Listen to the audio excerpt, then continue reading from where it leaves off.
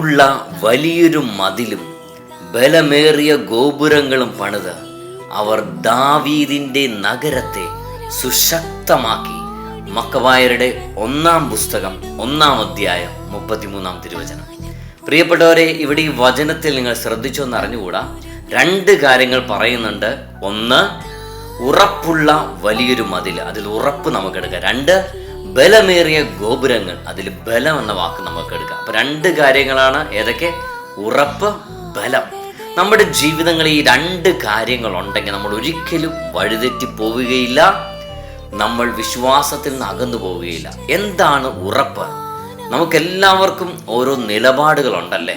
മറ്റുള്ളവർ എന്തൊക്കെ പറഞ്ഞാലും, ഏതെല്ലാം കാര്യങ്ങൾ പറഞ്ഞാലും, നമ്മൾ പറയുന്ന കാര്യങ്ങൾ, നമ്മൾ എടുക്കുന്ന തീരുമാനങ്ങൾ, ആ നിലപാടിൽ ഉറച്ചു നിൽക്കാനുള്ള ധൈര്യം, അതാണ് നമ്മുടെ ഉറപ്പെന്ന് പറയുന്നത് അല്ലേ.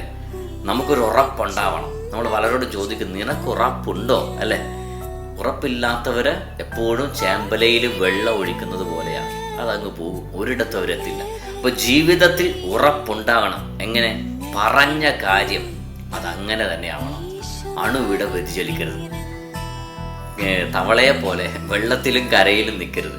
ഞാനൊരു കാര്യം പറഞ്ഞെങ്കിൽ അതിൽ തന്നെ സ്റ്റേബിളായിട്ട് നിൽക്കണം, ഉറപ്പുണ്ടാവണം, സ്റ്റെബിലിറ്റി നമുക്കുണ്ടാവണം. 2 എന്താണ്? ബലം.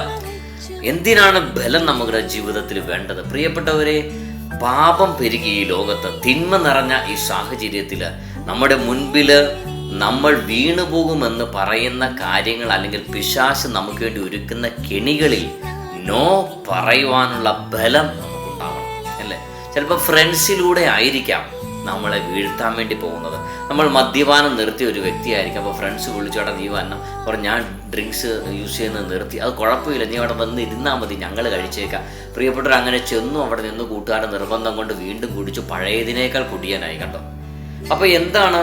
ആരെങ്കിലും എന്തെങ്കിലും പറഞ്ഞ് എടുത്തിയാടി പോവുകയല്ല, നമ്മൾ എടുത്തിരിക്കുന്ന തീരുമാനത്തിൽ ഉറച്ചു നിൽക്കാനും അവിടെ ബലം പ്രയോഗിക്കേണ്ട സമയത്ത് ബലം പ്രയോഗിക്കാൻ നമ്മൾ മറന്നു പോകരുത്. അങ്ങനെ ഉറപ്പുള്ള വലിയൊരു മതിലും ബലമേറിയ ഗോപുരങ്ങളും പണിത് അവർ ദാവീദിന്റെ നഗരത്തെ സുശക്തമാക്കി. ഉറപ്പും ബലവും ഉണ്ടെങ്കിൽ നമ്മുടെ ജീവിതം സുശക്തമാകും. ആർക്കും നമ്മളെ തകർക്കാൻ പറ്റില്ല.